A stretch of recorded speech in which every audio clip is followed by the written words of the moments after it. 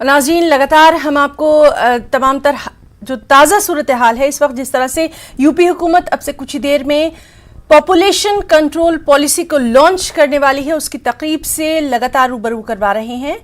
आलमी यौम आबादी के मौके पर इस खास तकरीब का इनेकाद किया गया है। शिक्षा के प्रमुख सचिव अलोक कुमार जी और उपस्थित सभी हमारे स्वास्थ्य विभाग के जितने भी अधिकारीगण, हेल्थ पार्टनर्स, मीडिया के लोग, जैसे अभी आपको जानकारी दिया गया कि आज विश्व जनसंख्या दिवस के साथ में हमारे 11 लैब का भी उद्घाटन है और एक ऐप का भी आज उद्घाटन होना है, जिसके बारे में पिछले 6-8 महीने से हम लोग काफी दिनों से TSU से आग्रह करते हुए इसको बनाया गया है। बहुत ही महत्वपूर्ण ऐप भी है, जिसके बारे में अभी अपर मुख्य सचिव ने आपको बताया भी है। इसके बारे में जनसंख्या एक महत्वपूर्ण बिंदु है पूरे विश्व में। इसके लिए 1987 में इसको एक दिन घोषित किया गया था, इसी आधार पर कि उस समय ये लगा कि विकसित देशों में जनसंख्या बढ़ती जा रही है और इसको नियंत्रण करने के लिए, एक जागरूकता के लिए एक पर्टिकुलर दिन को इसको निर्धारित किया जाए, जिसके कारण से 1987 में UNDP के माध्यम से इसको घोषित किया गया था। हमारे उत्तर प्रदेश 2021 से लेकर 2030 का है, जिसमें सभी लोग के साथ बैठ के एक ऐसा नीति बनाया गया है जिससे हम अपने जागरूकता के साथ में अपने जनसंख्या को नियंत्रण करने का प्रयास करेंगे। एक ये बात आती है कि जनसंख्या जब बढ़ती है तो उसके साथ जो उसके प्रभाव पड़ते हैं, शहरीकरण भी होता है, पर्यावरण पर असर होता है, संसाधन पर भी असर होती है। इसलिए जितना जल्दी हम इसको कंट्रोल करें, और क्योंकि ये पूरा विश्व की बात है, भारत की बात है, और भारत की बात तो ऐसे भी है कि अगले 2027 तक अनुमानित है कि हम चीन से भी आगे बढ़ जाएंगे। और उसी तरह हमारा जो अनुमान है कि उत्तर प्रदेश में जिस तरह से हम पॉलिसी लाते हैं, तो हमारा अनुमान है कि लगभग 2052 तक स्थिरता पर आने के प्रयास हम कर सकते हैं। अगर हमारा जनसंख्या की नीति को सफलतापूर्वक हम क्रियान्वयन करें तो इसके आधार पर होगा। जो हमने अभी जो इसका स्लोगन बनाया है, आपदा में भी परिवार नियोजन की तैयारी, सक्षम राष्ट्र और परिवार की पूरी जिम्मेदारी के थीम पर आधारित जनसंख्या स्थिरता पखवाड़ा आज से प्रारंभ हो जाता है। 3 या 3 से अधिक प्रजनन दर वाले 57 जनपदों में भारत सरकार की अभिनव योजना मिशन परिवार विकास संचालित किया जा रहा है, और मिशन परिवार विकास के अंतर्गत आच्छादित जनपदों में आशा द्वारा नवविवाहित के लिए परिवार नियोजन किट, शगुन किट उपलब्ध कराई जा रही है। चयनित स्थानों पर जन समुदाय के कॉन्डोम की आपूर्ति एवं कॉन्डोम बॉक्स की स्थापना की जा रही है। ये एक खाली हमने एक लाइन पढ़ के आपको बताने का प्रयास किया कि इसमें बहुत सारे हमारे स्वास्थ्य विभाग में कार्यक्रम होते हैं जिसमें हम जागृत करते हैं। और ये खुशहाल परिवार दिवस जो 21 तारीख को हर महीना में मनाया जाता है, और 9 तारीख को जो हमारा प्रधानमंत्री मातृ सुरक्षित गर्भावस्था के जो दिन चयनित हुआ है, ये 2 कार्यक्रम को लेके हम लोग प्रयास करते हैं कि हर प्रकार की सुविधा उपलब्ध हो जाए, और उस उपलब्धता के साथ में जो गर्भवती माता है उनको हर प्रकार की दवाएं उपलब्ध कराने के बाद उनका जो नवजात शिशु जो पैदा होता है उसका टीकाकरण और उसका देखभाल आगे करने के लिए जो विभिन्न परियोजना है उससे हम जोड़ते हैं। मूलतः हमारा जो सबसे ज्यादा इसमें जो हमारा बिंदु है वो शिक्षा से भी जुड़ता है। हम अगर दक्षिण भारत को देखते हैं तो हम हमेशा ये देखते हैं कि दक्षिण भारत की जनसंख्या हमसे काफी कम है, और उस आधार पर वो 100% लिटरेसी की तरफ जा रही है अभी। तो 100% लिटरेसी की जब बात करते हैं और जब हम यहाँ पर शिक्षा का दर बढ़ाते हैं, उसी आधार पर हमारी जनसंख्या नीति को भी नियंत्रण करने में बहुत बड़ी सफलता प्राप्त होती है। और ये जो कार्यक्रम हमारा, चाहे वो जननी सुरक्षा योजना है, जननी शिशु सुरक्षा योजना है, प्रधानमंत्री सुरक्षित मातृ अभियान है, और ये विभिन्न जो हमारे परियोजना जो आज हमारे साथ चल रहे हैं, ये एक मातृ शिशु मृत्यु दर और मातृ शिशु दर को कम करने का एक होता है। और इसी से हमारा TFR जो जिसको हम कहते हैं कि 2.7 से 2 तक लाने के लिए या 2.1 तक लाने के लिए ये 2030 तक लाने की जो आवश्यकता है, तब जाके एक समानता पैदा होता है जिसमें हमारा एक लगभग एक स्थिरता आने की प्रयास होती है। तो इसमें हम सभी लोग को देखना है कि हमारे स्वास्थ्य विभाग में बच्चा पैदा होने के बाद से लेके उसका पोषण की व्यवस्था, उसका कुपोषण का व्यवस्था, उसका NRC में करना और जो हमारे गर्भा जो माता है उसका पूरा देखभाल करना, उसके जो 3 बच्चों के बाद में उसका काउंसलिंग करना, एडोलेसेंट जो किशोर अवस्था की जो बच्चे हैं 10 से 14, 15 से 19 के अनमैरिड ऐसे बहुत सारे लोग हैं, उनकी भी काउंसलिंग करना। साथिया केंद्र जो हमारे 57 जनपदों में चल रहे हैं उनके माध्यम से भी उनका काउंसलिंग करके उनको फैमिली प्लानिंग और बहुत सारे क्या बोलते हैं गर्भ निरोधक के बारे में, बास्केट ऑफ चॉइसेस के बारे में भी उनको समझाना, ये एक बहुत ज्यादा आवश्यकता पड़ती है जो हमारे कार्यक्रम में सब पूरी तरह चल रहा है। तो इसलिए मैं यही कल इतना बताना चाह रहा था कि इन सभी कार्यक्रमों के साथ में जब हम इसको मिलके इन कार्यक्रम को सुदृढ़ रूप से चलाएंगे तो ये भी एक असर होता है हमारी जनसंख्या नीति के ऊपर, जिससे हम कई पैरामीटर्स को डील करते हुए उनको नियंत्रण कर सकते हैं और धीरे धीरे करके जागरूक करके हमारे इन जो नए दंपति जो कपल्स होते हैं इनको भी समझाने का एक पॉइंट मिल जाता है हमको। एक बात और मैं कहना चाहूंगा कि अभी हमारे मुख्यमंत्री के द्वारा जब सामूहिक विवाह का कार्यक्रम भी प्रारंभ हुआ था इसी उसमें, और अगर उसके पहले हम देखें तो उन्होंने कन्या सुमंगला योजना भी शुरू किया था कि नई जो बच्चियां जो पैदा होती है उनके नाम पर कुछ पैसा जमा होना और 12वीं क्लास तक उनका जब वो हो जाता है तो उनको एक रकम मिलता है और उसके बाद उनके गरीब परिवार को शादी कराने के लिए वो शादी भी तब जब वो 18 साल के ऊपर हो जाए और उनका टीकाकरण भी पूरा हो जाए, स्वास्थ्य से भी पूरी अच्छी तरह से उठ रहे, तब जाके उनकी शादी में पूरी तरह से सहयोग करके एक सामूहिक शादी का कार्यक्रम भी होता है। सामूहिक कार्यक्रम में भी हम उनको शगुन किट देते हैं, काउंसलिंग भी करते हैं, साथिया केंद्र में भी उनको ले जाते हैं।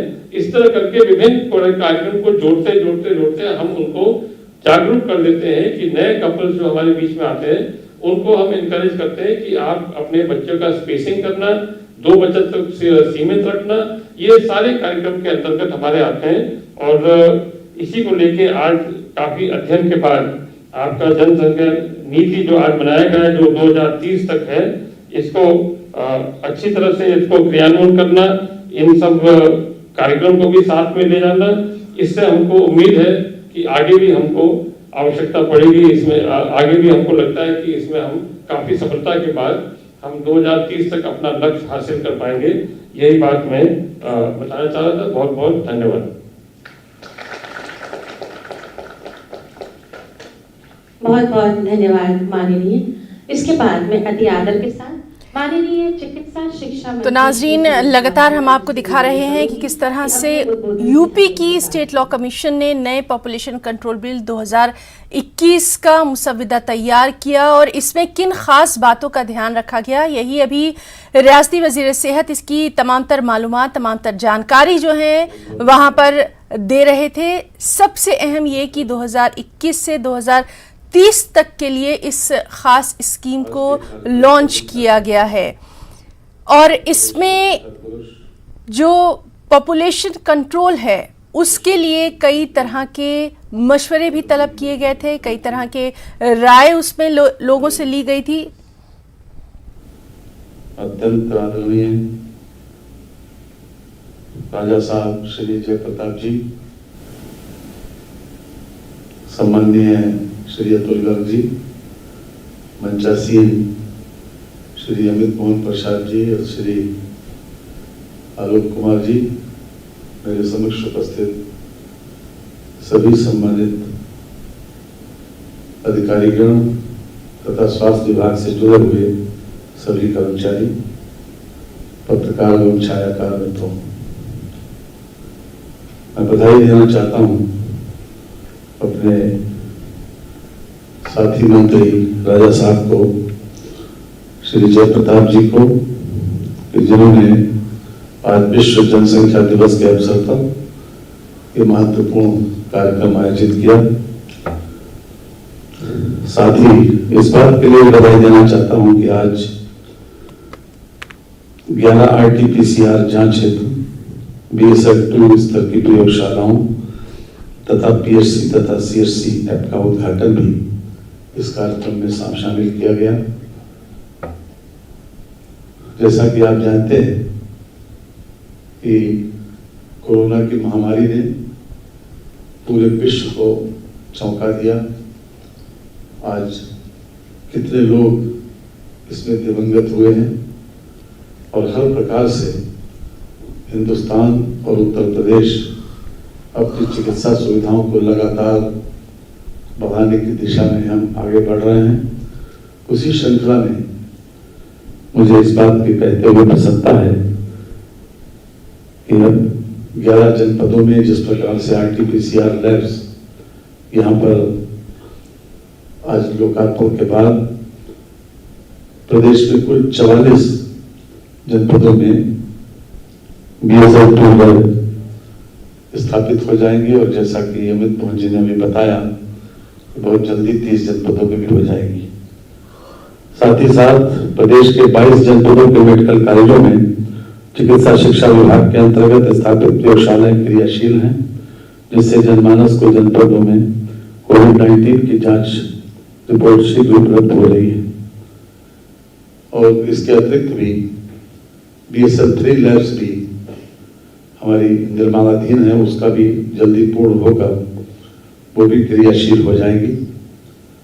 मैं स्वास्थ्य विभाग से जुड़े हुए तथा चिकित्सा शिक्षा विभाग से जुड़े हुए उन लोगों को बधाई देता हूं कि जिन्होंने इसको इस स्तर तक पहुंचाया है। आज मुझे कहते हुए इस बात की खुशी है कि विश्व जनसंख्या दिवस के अवसर पर उत्तर प्रदेश सरकार की ओर से माननीय मुख्यमंत्री जी, जो प्रदेश की सबसे बड़ी समस्या है, विश्व जनसंख्या दिवस के अवसर पर नई पॉलिसी को लॉन्च कर रहे हैं। मैंने समाचार पत्रों में भी देखा सरसरी तौर पर कि जो वित्त आयोग के द्वारा जो इस संबंध में एक ड्राफ्ट रिपोर्ट बताया गया है कि डाउनलोड कर दी गई है, उस पर ऑब्जेक्शंस मांगे गए हैं। शायद 19 जुलाई उसकी तारीख रखी गई है।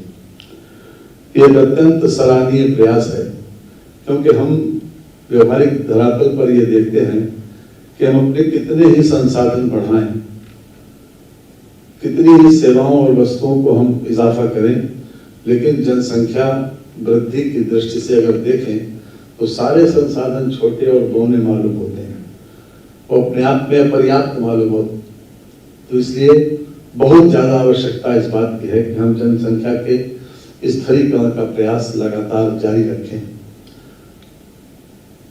2000 में एक नीति आई थी, राष्ट्रीय जनसंख्या नीति, उसको ध्यान में रखकर इस नीति को बनाया गया है और इसमें बहुत ज़्यादा अधिक माइंड अप्लाई करके जितनी भी हमारे सामने समस्याएं रोजमर्रा में हम फेस करते हैं, उसके आधार के ऊपर जो ड्राफ्ट रिपोर्ट जारी की गई है, उसमें बहुत से प्रावधानों का समाधान, बहुत से प्रावधान उसमें किए गए हैं, बहुत सी समस्याओं का समाधान की तरफ वो इशारा करती है।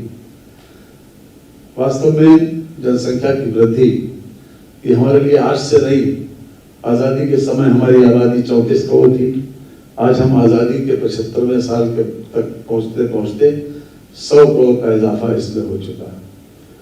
और हर क्षेत्र में इस बात को सोचा जाता है, इसमें हर व्यक्ति इस बात को जरूर सोचने के लिए मजबूर है कि आखिरकार इस पर कब लोगों का ध्यान जाएगा, कब लोग प्रभावी तरीके से कार्रवाई करेंगे।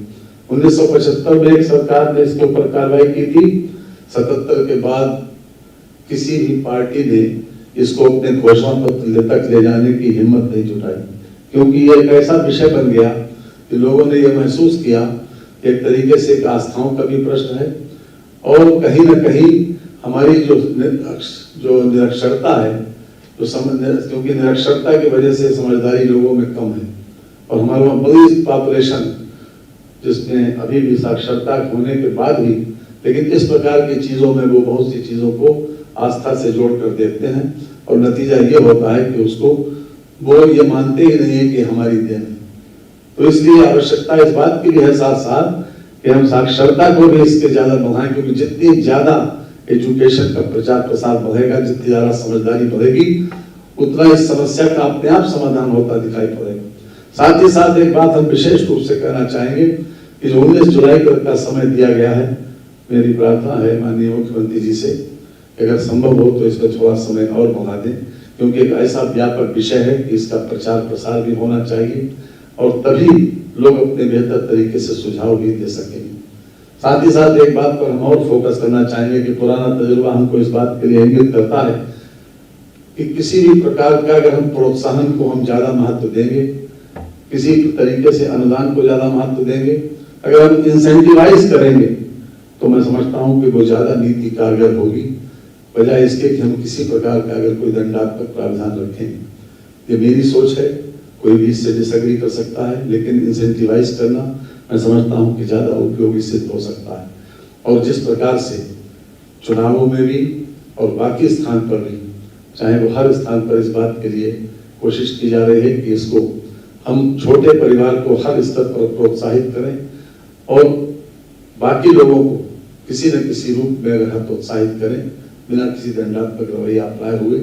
लेकिन ये भी मेरी मान्यता है कि जो भी प्राविधान इसमें शामिल किए जाएं, उसमें उनको लागू करने के लिए सख्ती जरूर होनी चाहिए। ये बहुत साहसिक कदम है और जितनी भी सराहना इसकी की जाए कम है। और माननीय योगी जी की सरकार में बहुत से फैसले ऐसे हुए, आज प्रदेश की जनता में इस बात के, आम आदमी में एक आवाज है कि प्रदेश आज से 4 साल 4.5 साल पहले कहाँ था और आज कहाँ पहुंच रहा है। और ये हमारे जो चुनाव के नतीजे हैं उसमें भी ये भावना का प्रकटीकरण होता है।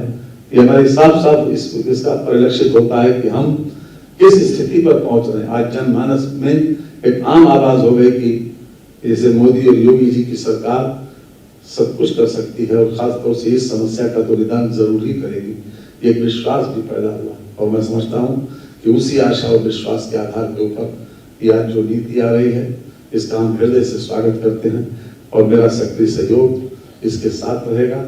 और साथ साथ मैं भी, जो हमारे विधि आयोग के जो चेयरमैन है श्री मित्तल साहब, मैं भी अपनी बात मिलकर उनसे बहुत सी चीज, क्योंकि समय कम है, कई चीजें दिमाग में हैं, सुबह से मैंने जो अखबारों में देखा तो उसको भी उनको सुझाव के रूप में भी देंगे।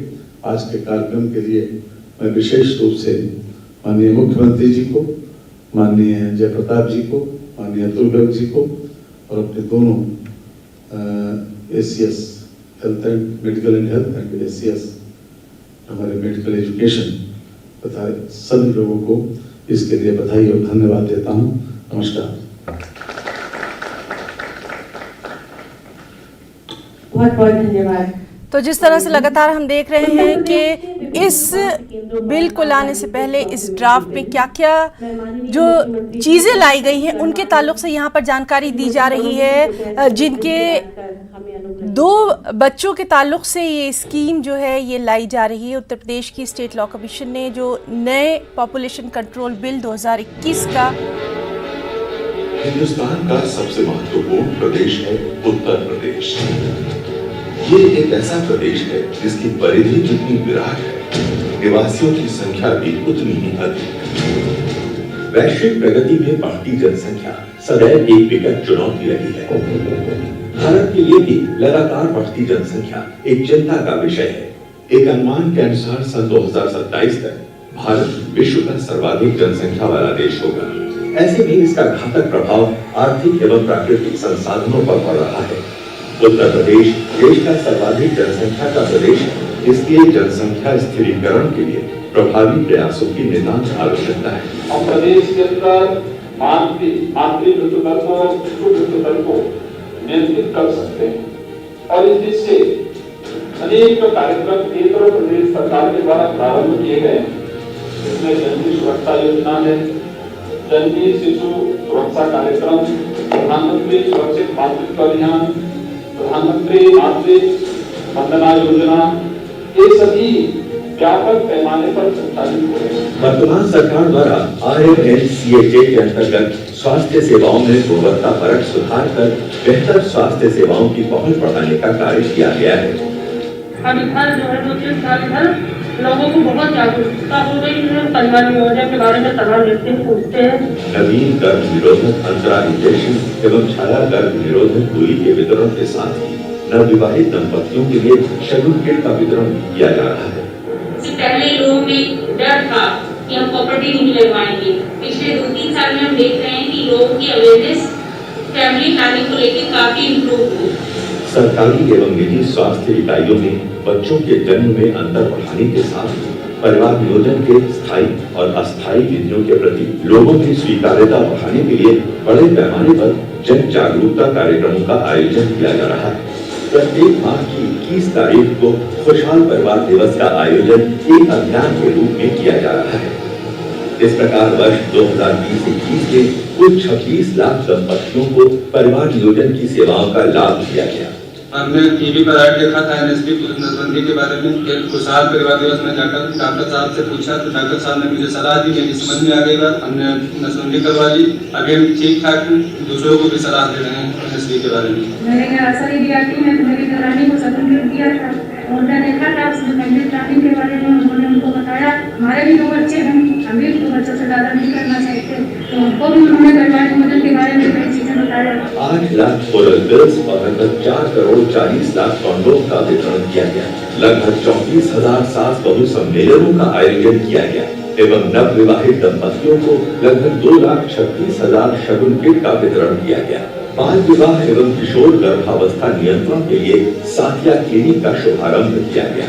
जननी शिशु सुरक्षा कार्यक्रम के तहत 37,55,491 गर्भवती महिलाओं को निःशुल्क जांच की सुविधा प्रदान की गई। मातृ एवं शिशु मृत्यु दर में कमी के लिए 1,04,381 उच्च जोखिम वाली गर्भवती महिलाओं की पहचान की गई। प्रधानमंत्री मातृत्व वंदना योजना के जरिए 40,31,617 लाभार्थियों को 1,536 करोड़ 31,000 रुपए वितरित किए गए। आपातकालीन सेवाएं 108 और मातृ एवं शिशु स्वास्थ्य को समर्पित 102 नेशनल एम्बुलेंस सेवा का संचालन किया जा रहा है। आयुष्मान भारत के तहत स्वास्थ्य एवं कल्याण केंद्रों की स्थापना, मानव संपदा ई-पोर्टल की शुरुआत, FPLMIS RCH ट्रैकिंग सिस्टम की शुरुआत करना इस बात का प्रतीक है कि प्रदेश सरकार जनसंख्या के स्थिरीकरण की दिशा में युद्ध स्तर पर काम कर रही है। आइए हम सब अपनी जिम्मेदारी निभाते हुए प्रगति और खुशहाली में अपनी भागीदारी सुनिश्चित करें।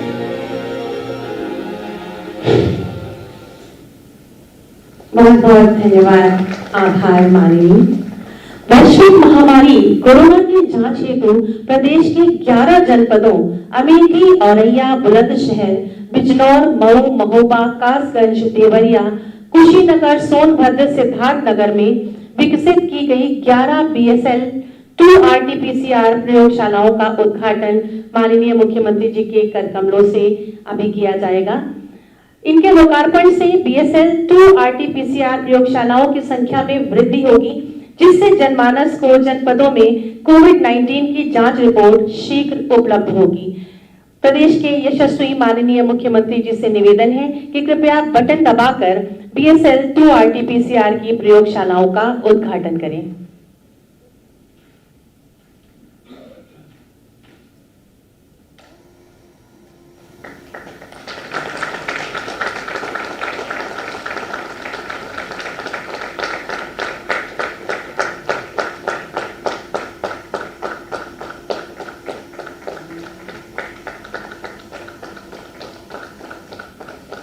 बहुत बहुत आभार और धन्यवाद।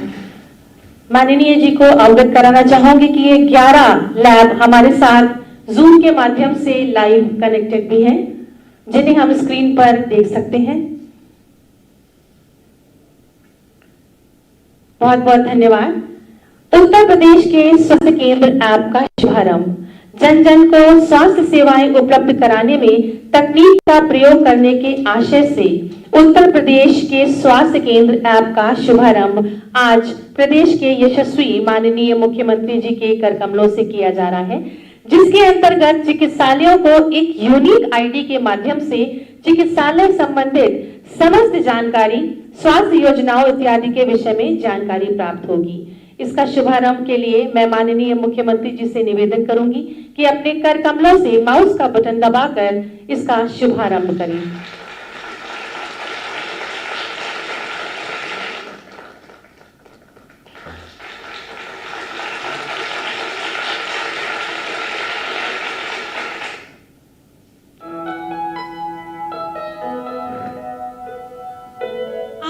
प्रधानमंत्री महोदय के नेशनल डिजिटल हेल्थ मिशन की परिकल्पना को साकार करने की दिशा में आज उत्तर प्रदेश स्वास्थ्य केंद्र एप्लीकेशन का शुभारंभ माननीय मुख्यमंत्री महोदय द्वारा किया गया है, जिसके लिए हम सभी लोग उनका आभार व्यक्त करते हैं। स्वास्थ्य एवं परिवार कल्याण विभाग द्वारा यूपीपीएसयू के सहयोग से प्रदेश के 25,000 से ऊपर स्वास्थ्य केंद्रों की डिजिटल मैपिंग करते हुए अलग अलग पोर्टल पर उपलब्ध औषधियों, मानव संसाधन एवं चलने वाले विभिन्न स्वास्थ्य कार्यक्रमों से संबंधित डेटा को एकीकृत करते हुए इस एप्लीकेशन को डिजाइन किया गया है। इस एप्लीकेशन की मुख्य विशेषताएं हैं प्रदेश की सभी स्वास्थ्य इकाइयों को एक यूनिक फैसिलिटी आईडी, स्वास्थ्य इकाई संबंधित समस्त जानकारी एक ही जगह प्राप्त होगी। स्वास्थ्य इकाई के निर्माण से संचालन तक का प्रभावी प्रबंधन एकीकृत जीआईएस लेयर के माध्यम से राज्य से गांव तक का डेटा देखा जा सकता है। एप्लीकेशन के मेन डैशबोर्ड पर राज्य के मैप पर श्रेणीवार सभी स्वास्थ्य इकाइयां देखी जा सकती हैं, जैसे कि जिला अस्पताल, स्पेशल अस्पताल। साथ ही स्वास्थ्य इकाई का संपूर्ण डेटा भी देखा जा सकता है, जैसे कि प्रोफाइल, मानव संसाधन एवं दवाइयों की उपलब्धता इत्यादि। इसी क्रम में राज्य स्तर पर सभी मानव संसाधन की प्रोफाइल एवं संख्या देखी जा सकती है। उदाहरण के तौर पर डॉक्टर की विशेषज्ञताओं के आधार पर उनकी संख्या और प्रोफाइल एवं आशाओं की संख्या और प्रोफाइल। इसी तरह राज्य एवं अन्य स्तर पर लागू स्वास्थ्य कार्यक्रमों से संबंधित इंडिकेटर को भी देखा जा सकता है। इसके अलावा स्वास्थ्य विभाग से संबंधित अन्य आंकड़े भी इस एप्लीकेशन के द्वारा प्राप्त किए जा सकते हैं। शीघ्र ही इस एप्लीकेशन को नेशनल डिजिटल हेल्थ मिशन के साथ भी जोड़ा जाएगा। अब आइए हम डेमो के माध्यम से इस एप्लीकेशन के बारे में जानें। नमस्कार।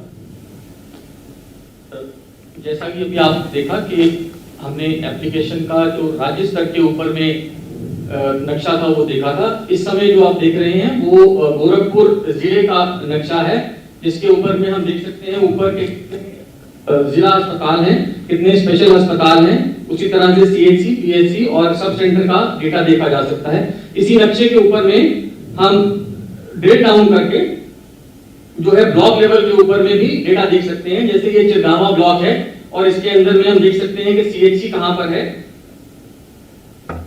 तो ये सीएचसी दिखा रहा है हमारे को, इसका सीएचसी का नाम आ जाएगा। इस पर क्लिक करने के ऊपर में हम वो सीएचसी का पूरा डेटा जो है देख सकते हैं। ऊपर आप देख सकते हैं कि रूरल है, एक्टिव सीएचसी है और कितने डॉक्टर यहाँ पर पोस्टेड हैं, कितने बेड हैं, कितनी ड्रग्स हैं। ड्रग्स पे अगर हम क्लिक करेंगे तो हमें दवाइयों का पूरा लिस्ट और इस समय कितनी उपलब्धि है उसके अंदर में वो दिख जाएगी।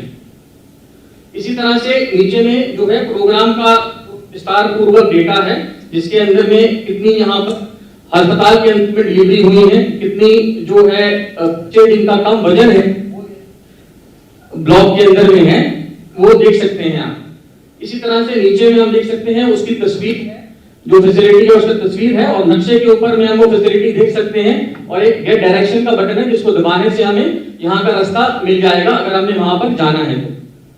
इसी तरह से अगर हम सारी फैसिलिटी देखना चाहें एक ब्लॉक में, जैसा कि एसीएस सर ने बताया था कि हम देख सकते हैं कि कहां पर गैप है और अगला प्लानिंग कर सकते हैं कि हमने फैसिलिटी कहां पर या एक इकाई जो है स्वास्थ्य की इकाई कहां पर लेकर आनी है। और इसी का इस्तेमाल अभी किया भी जा रहा है। जो अभी हम 5000 सब सेंटर अलॉट कर रहे हैं उसमें इसी का इस्तेमाल किया गया है उनको अलॉट करने के लिए। जहां जहां पर गैप है वहां पर इनको अलॉट किया गया है। इसी तरह से हम नीचे देख सकते हैं कि इनमें से कितने जो हैं हेल्थ एंड वेलनेस सेंटर हैं वो भी देखे जा सकते हैं। इसी के साथ में अगर डिलीवरी पॉइंट है तो डिलीवरी पॉइंट भी देखे जा सकते हैं। अब ये ब्लॉक का डेटा भी हम उसी तरह से देख सकते हैं कितने गांव हैं ब्लॉक के अंदर में और कितनी टोटल फैसिलिटीज हैं। 1 मिनट के अंदर में मैं सिर्फ आपको एक बार जो एक विलेज का व्यू है, जो गांव का नक्शा भी हम देख सकते हैं, वो दिखा देता हूं। जैसे ये एक गांव है और इसके अंदर में हम देख सकते हैं कि फैसिलिटीज कहां पर इस गांव के अंदर में, और उसका पूरा डेटा भी उसी प्रकार से देखा जा सकता है। तो इसी तरह से इस एप्लीकेशन का इस्तेमाल हर लेवल के ऊपर में किया जा सकता है, राज्य से लेकर गांव तक। धन्यवाद। बहुत बहुत धन्यवाद सर। प्रदेश के यशस्वी माननीय मुख्यमंत्री जी द्वारा उत्तर प्रदेश के स्वास्थ्य केंद्र ऐप के माध्यम से एक ये नई सौगात स्वास्थ्य के क्षेत्र में, एक बार जोरदार तालियां इस ऐप के लिए जरूर चाहूंगी। उत्तर प्रदेश जनसंख्या नीति 2021 से 2030 जिसका कि विमोचन आज माननीय मुख्यमंत्री जी के कर कमलों से किया जा रहा है। मैं निवेदन करूंगी माननीय मुख्यमंत्री जी से कि कृपया उत्तर प्रदेश जनसंख्या नीति का विमोचन अपने कर कमलों से करें। जनसंख्या नीति में शिशु के जन्म से लेकर वृद्धावस्था तक के विभिन्न चरणों और उससे संबंधित अवस्थाओं व स्वास्थ्य नीति का वर्णन किया गया है। सर्वजन हिताय सर्वजन सुखाय की आधारशिला पर रचित जनसंख्या नीति का विमोचन माननीय मुख्यमंत्री जी के कर कमलों द्वारा किया जा रहा है, जिसके लिए हम आपके हृदय से आभारी हैं। बहुत बहुत आभार माननीय। तत्पश्चात 2 नवदंपतियों को परिवार नियोजन के प्रोत्साहन के लिए शगुन किट का वितरण किया जा रहा है, जिसके लिए मैं माननीय मुख्यमंत्री महोदय से निवेदन करूंगी और आग्रह करूंगी श्रीमती नेहा सिंह एवं श्री अमित सिंह जी से कि कृपया मंच तक आएं और श्रीमती कोमल कश्यप एवं श्री रोहित कश्यप जी कृपया क्रमबद्ध तरीके से मंच पर पधारें।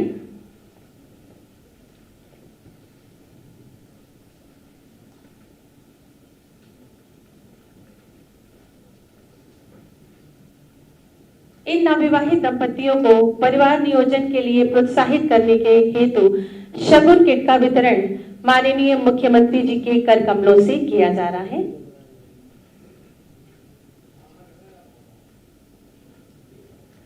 तालियां जरूर होनी चाहिए इस सुंदर सौभाग्यशाली क्षणों के लिए।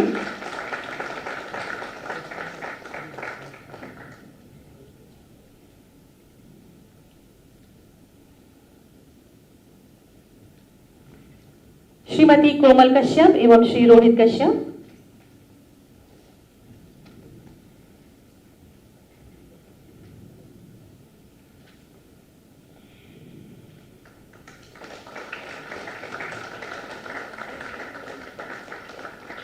बहुत बहुत आभार माननीय। हमारे यशस्वी मुख्यमंत्री जी जिनकी स्पष्ट और दूरदर्शी नीति, सकारात्मक सोच और एक अभिभावक की दृष्टि से जन जन को देखना उत्तर प्रदेश को एक नई पहचान और ऊंचाई उनके द्वारा प्राप्त हो रही है। मैं अति आदर के साथ विनम्र निवेदन करूंगी कि अपने आशीर्वचनों से हमें अभिषेचित कर हमारा मार्गदर्शन करें।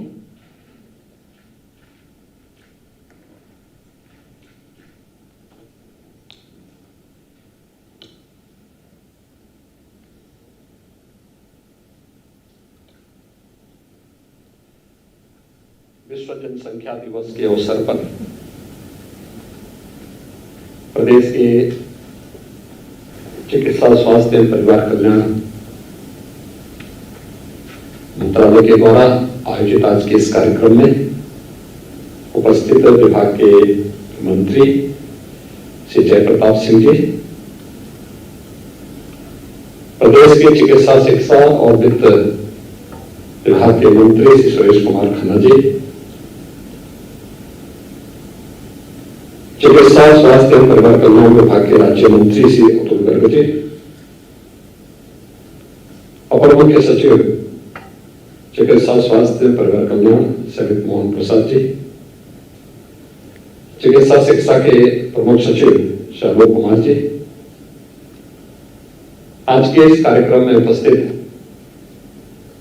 चिकित्सा एवं स्वास्थ्य विभाग से जुड़े हुए सभी अधिकारीगण, प्रदेश के स्वास्थ्य मिशन को कुशलतापूर्वक आगे बढ़ाने में योगदान देने वाले जो विभिन्न स्वयंसेवी संगठन और संस्थाएं हैं, उनके प्रतिनिधिगण और उपस्थित भाइयों बहनों, विश्व जनसंख्या दिवस के अवसर पर मैं पूरे प्रदेशवासियों को एक खुशहाल और स्वस्थ परिवार की परिकल्पना को साकार करने के लिए हृदय से बधाई देता हूं और उनकी शुभकामनाएं भी देता हूं।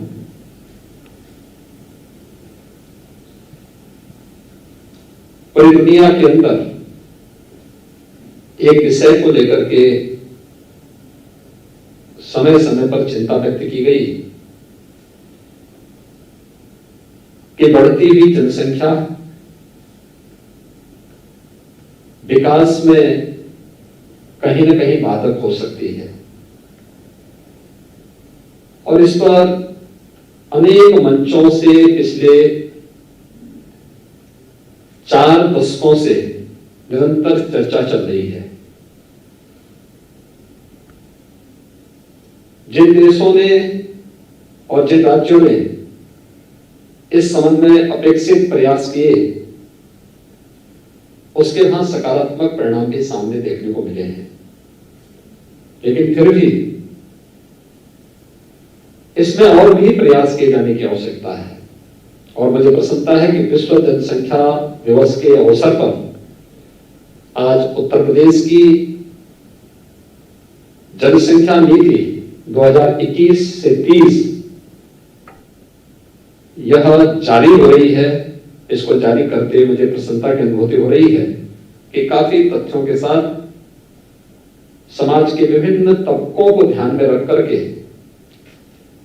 इस जनसंख्या नीति को लागू करने का कार्य आज प्रदेश सरकार कर रही है। वास्तव में जनसंख्या स्थिरीकरण का जो प्रयास है, यह समाज की व्यापक जागरूकता के साथ जुड़ा हुआ है। हमें इस बात को नहीं भूलना चाहिए कि अगर समाज में जहां गरीबी है, वहां जनसंख्या वृद्धि का उसके साथ एक संबंध हो जाता है, और इस दृष्टि से व्यापक जागरूकता का एक अभियान उन सभी तबकों को ध्यान में रख करके जब तक हम लोग नहीं चलाएंगे, तब तक उन लक्ष्यों को प्राप्त करने में कठिनाई होगी। और खासतौर पर जब यूनाइटेड नेशन ने दुनिया के सभी देशों से 2030 तक सस्टेनेबल डेवलपमेंट गोल्स को अचीव करने का एक लक्ष्य दिया हो, और देश के अंदर आदरणीय प्रधानमंत्री जी के नेतृत्व में उन लक्ष्यों को प्राप्त करने की दिशा में प्रयास प्रारंभ हुए हों, तो देश में आबादी के हिसाब से सबसे बड़े इस राज्य के बारे में हमें अवश्य सोचना होगा, क्योंकि इसका संबंध केवल जनसंख्या स्थिरीकरण के साथ ही नहीं, बल्कि जनसंख्या नीति का संबंध हर एक नागरिक के जीवन में खुशहाली लाने और समृद्धि का रास्ता उसके द्वार तक पहुंचाना भी है।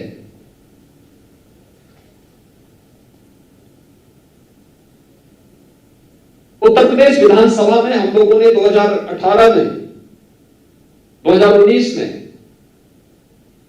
कुछ प्रयास प्रारंभ किए। 2018-19 में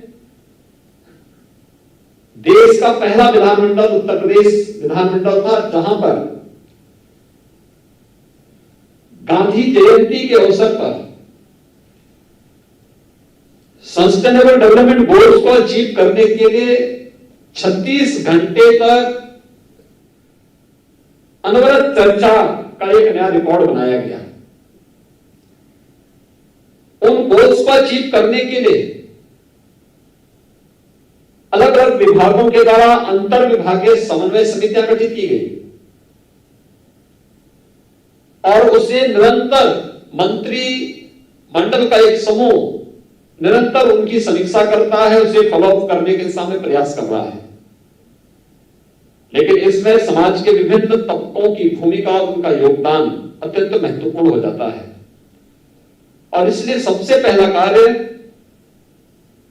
अवेयरनेस का, जागरूकता का, उन तबकों को चिन्हित करना, उनके बीच में अवेयरनेस के उस प्रकार के कार्यक्रम को आगे बढ़ाना। अगर इस दिशा में हम प्रयास कर सकें और जिसका निरंतर चल रहा है वह अत्यंत महत्वपूर्ण है। और ये स्थिति महत्वपूर्ण है जब देश के अंदर टीएफआर में, एमएमआर में और आईएमआर में जो अंतर देखने को मिला है, पूरे जो नेशनल एवरेज है उसमें राज्य के स्तर पर अगर हम देखेंगे तो उसमें उत्तर प्रदेश के स्तर पर और भी नए प्रयास किए जाने की आवश्यकता है। 2016 में अगर उत्तर प्रदेश के अंदर हम देखेंगे तो टीएफआर 3.3 था और राष्ट्रीय स्तर पर 2.6 था। आज के दिन पर उत्तर प्रदेश के अंदर टीएफआर 2.7 और अखिल भारतीय स्तर पर 2.3 है। यानी हमें अभी कुछ नए प्रयास करने होंगे, अतिरिक्त प्रयास करने होंगे। एमएमआर अगर हम उत्तर प्रदेश के अंदर 2016 की दृष्टि से देखें तो 258 है और आज के दिन पर यह घटकर के 197 हुआ है। लेकिन अगर अखिल भारतीय स्तर पर हम देखेंगे तो 2016 में ये 178 था और आज के दिन पर 113 है। यानी उत्तर प्रदेश को इस दिशा में और अच्छे प्रयास करने होंगे। आईएमआर 2016 में अगर भारतीय स्तर पर उत्तर प्रदेश में 53 था, आज के दिन पर यह 43 है और अखिल भारतीय स्तर पर 2016 में 42 था, आज 33 है। यानी ये तीनों जो पैरामीटर है ये हम सबको प्रेरित करता है कि कहीं ना कहीं हम क्वालिटी पर ध्यान दें और क्वालिटी किस रूप में होनी चाहिए। और अवेयरनेस अगर दो बच्चों के बीच में अंतराल नहीं होगा तो स्वाभाविक रूप से उनके पोषण पर असर पड़ेगा। शिशु मृत्यु दर में और मातृ मृत्यु दर को नियंत्रित करने में अत्यंत कठिनाई होगी। और उन स्थितियों में हम लोगों को जिन लक्ष्यों को प्राप्त करना है जिसमें कि नेशनल एवरेज से भी उत्तर प्रदेश पीछे है, यद्यपि पिछले 4-5 वर्षों में जो प्रयास हुए हैं उसके अच्छे परिणाम भी आए हैं, लेकिन अभी और भी अच्छे प्रयास किए जाने की आवश्यकता, और ज्यादा प्रयास किए जाने की आवश्यकता है। और उस दिशा में प्रयास करके हम लोग एसडीजी के लक्ष्यों को प्राप्त कर सकते हैं। इसलिए जनसंख्या स्थिरीकरण की दिशा में प्रयास, लेकिन इस प्रयास का आधार हमें इस बात को भी ध्यान रखना होगा कि देश की जनसांख्यिकी असंतुलन पर इसका कोई विपरीत असर भी न पड़े। हर तबके को इसके साथ जोड़ना होगा, हर एक तबके को उस जागरूकता अभियान के साथ जोड़ना पड़ेगा, मां और बच्चे के स्वास्थ्य को इसके साथ जोड़ना पड़ेगा। शासन की योजनाओं का लाभ 2014 के बाद से भारत सरकार ने आदरणीय प्रधानमंत्री जी के मार्गदर्शन में अनेक ऐसी योजनाएं लागू की हैं, जिन योजनाओं को लागू करके हम लोग एक बड़े तबके को इससे लाभान्वित कर सकते हैं। और मुझे लगता है कि उस दिशा में और भी अच्छे प्रयास किए जाने की आवश्यकता है। केंद्र सरकार और आदरणीय प्रधानमंत्री जी के मार्गदर्शन में उत्तर प्रदेश के अंदर हम लोगों ने प्रयास किए। उन प्रयासों की चर्चा स्वास्थ्य मंत्री जी ने अपने उद्बोधन में कहा भी, किया भी, लेकिन अभी भी हमारे स्तर पर जो नए प्रयास होने हैं उसमें अंतर विभागीय समन्वय के माध्यम से उसके बेहतर परिणाम आ सकते हैं। ये केवल यहीं पर ही नहीं, ये केवल स्वास्थ्य, चिकित्सा, शिक्षा और परिवार कल्याण विभाग से संबंधित नहीं, महिला और बाल विकास विभाग को इसके साथ जोड़ना होगा।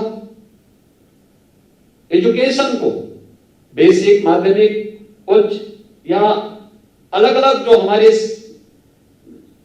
शिक्षा से जुड़े हुए संस्थान हैं उनके अंदर व्यापक अवेयरनेस के कार्यक्रम को इसके साथ जोड़ना पड़ेगा। स्वास्थ्य के प्रति जागरूकता के साथ साथ समाज स्वास्थ्य के इन सभी पैरामीटर को प्राप्त करने की दिशा में जिनके स्तर पर प्रयास हो सकते हैं उन सभी विभागों को भी जोड़ करके अंतर विभागीय समन्वय के माध्यम से हम बेहतर परिणाम दे सकते हैं। यह हमें विस्मृत नहीं करना चाहिए, क्योंकि हम लोगों ने अंतर विभागीय समन्वय के माध्यम से न केवल दिमागी बुखार को नियंत्रित किया है, बल्कि अंतर विभागीय बेहतर समन्वय के माध्यम से वैश्विक महामारी कोरोना को भी उत्तर प्रदेश ने बहुत अच्छे प्रबंधन के माध्यम से नियंत्रण की ओर ले जाने में सफलता प्राप्त की है।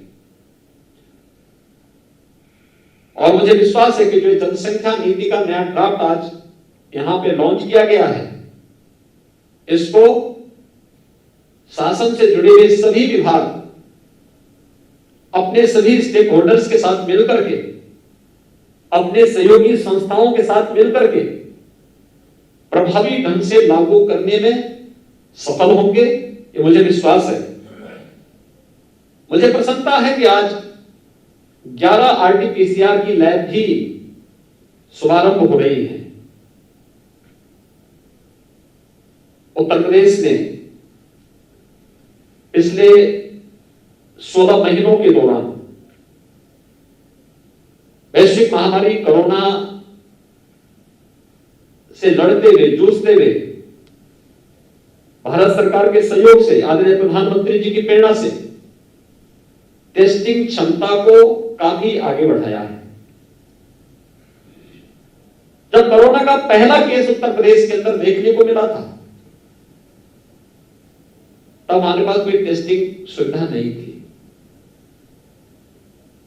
और मैं धन्यवाद दूंगा स्वास्थ्य चिकित्सा विभाग को और चिकित्सा शिक्षा विभाग को,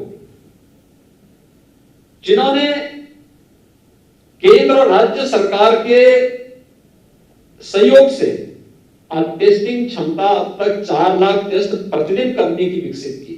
मुझे लगता है देश और दुनिया के अंदर ये सर्वाधिक है, 4 लाख टेस्ट प्रतिदिन, और ये 11 नई लैब्स आई है। इसके माध्यम से हमारी टेस्टिंग क्षमता और भी बढ़ पाएगी, और हम लोगों का जो मकसद रहता था कि सैंपल का 24 घंटे के अंदर ही हम रिजल्ट दे दें,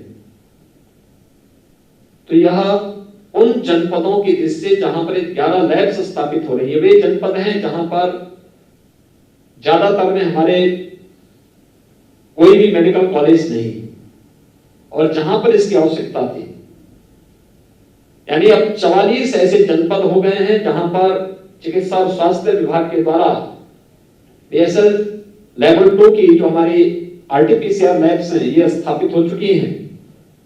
शेष अन्य जनपदों की दिशा में हमारे वहां पे कोई ना कोई मेडिकल संस्थान है, वहां पर इस सुविधा को चिकित्सा शिक्षा विभाग के द्वारा दी जा रही है या दी जा चुकी है। लेकिन हम इस लक्ष्य को निरंतर आगे प्राप्त करेंगे, इसमें किसी भी प्रकार का कोई संदेह नहीं होना चाहिए। टेक्नोलॉजी का बहुत महत्व हो सकता है, और हम लोगों ने विगत 4-4.25 वर्ष के अंदर इस बात को महसूस किया होगा। शासन की योजना बिना किसी भ्रष्टाचार के अगर समाज के अंतिम पायदान पर बैठे हुए व्यक्ति तक पहुंचे और लाभार्थी योजना का भरपूर लाभ ले सके, 100% लाभ ले सके, तो मानना चाहिए कि शासन की योजना सफल हुई और एक टेक्नोलॉजी से संभव हो पाया। मुझे प्रसन्नता है कि आज प्रदेश के अंदर स्वास्थ्य केंद्रों के बारे में जानकारी लेने और उनकी हर एक गतिविधियों पर नजर रखने के लिए एक सीएचसी पीएचसी लैब का शुभारंभ भी आज यहां पर स्वास्थ्य और चिकित्सा शिक्षा विभाग के द्वारा किया गया है। यह प्रदेश के अंदर जो हमारे लगभग 4600 से अधिक CSC PSC हैं, इन सब के उन्नयन में तो योगदान देगा, क्योंकि ये ऐप आज के दिन पर इसलिए महत्वपूर्ण है। हम लोग वर्तमान में हर एक CSC PSC को किसी न किसी जनप्रतिनिधि या समाज के किसी न किसी मानिंद व्यक्ति के द्वारा उसे गोद लिया गया है, और जब वो व्यक्ति उन स्वास्थ्य केंद्रों के साथ जाता है तो अक्सर बहुत सारे लोग ऐसे होते हैं जिन्होंने कभी विजिट नहीं किया केंद्र में, लेकिन आके हमारे पास शिकायत करते हैं। आज हम ऐप को दिखा के उसे कह सकते हैं, आप बताइए कौन सा केंद्र आपका है और आप कितनी बार विजिट किए, हमें एक बार बताइए। दूसरा, वहां क्या क्या सुविधाएं हैं हम उसको बता सकते हैं कि वहां इतने चिकित्सक हैं, इतने बेड्स हैं, ये फैसिलिटी वहां मौजूद है और ये सुविधाएं हम आने वाले समय में इसको देने जा रहे हैं, दवा की स्थिति ये है। ये कुछ सामान्य जानकारियां भी उनको उपलब्ध कराई जा सकती है। तो इस दृष्टि से मुझे विश्वास है कि हम टेक्नोलॉजी को और अपग्रेड करते हुए इस दिशा में प्रयास करेंगे, और मेरा ये मानना है CSR से हो और अन्य संस्थाओं के सहयोग से भी, जनप्रतिनिधियों के सहयोग से भी हमारा प्रयास होना चाहिए कि हर CSC PSC तक हमें हेल्थ ATM को पहुंचाना चाहिए। एक नया प्रयोग होगा ये स्वास्थ्य विभाग में टेक्नोलॉजी का इस्तेमाल करते हुए, क्योंकि जितने हमारे अभी तक CSC PSC हैं, इसमें जितना मैन पावर होना चाहिए तमाम प्रयासों के बावजूद उपलब्ध नहीं। ये हेल्थ ATM हमें वहां पर तत्काल काफी बड़ी संख्या में जांच की सुविधा तो उपलब्ध कराएगा ही, टेली कंसल्टेशन की सुविधा भी उपलब्ध कराएगा। जिन विशेषज्ञों का अभाव जिस सेंटर में होगा, वहां पर उन लोगों को वहां पर विशेषज्ञ चिकित्सीय सुविधा उपलब्ध कराने में हेल्थ ATM बहुत बड़ा रोल अदा कर सकता है, और हमें इस दिशा में एक प्रयास प्रारंभ करना होगा। मुझे प्रसन्नता है कि आज यहाँ पर दो दंपतियों को एक सगुन किट का वितरण भी हुआ है। मुझे विश्वास है कि स्वास्थ्य और चिकित्सा और परिवार कल्याण विभाग इस अभियान को जन जन तक पहुंचा करके, और खास तौर पर जिन लोगों में अभी भी जागरूकता का अभाव है, उन लोगों को इसके प्रति और भी जागरूक करने का प्रयास करेगा। आज के इस कार्यक्रम के लिए मैं विश्व जनसंख्या दिवस के अवसर पर आयोजित जो ये कार्यक्रम है, उत्तर प्रदेश की जनसंख्या नीति को आज लॉन्च किया गया है 2021 से 2030 के लिए, RT-PCR के लैब्स के उद्घाटन के लिए, CSC PSC ऐप के लिए, और इस पूरे अभियान के प्रति मैं अपनी शुभकामनाएं देता हूं। धन्यवाद। जय हिंद।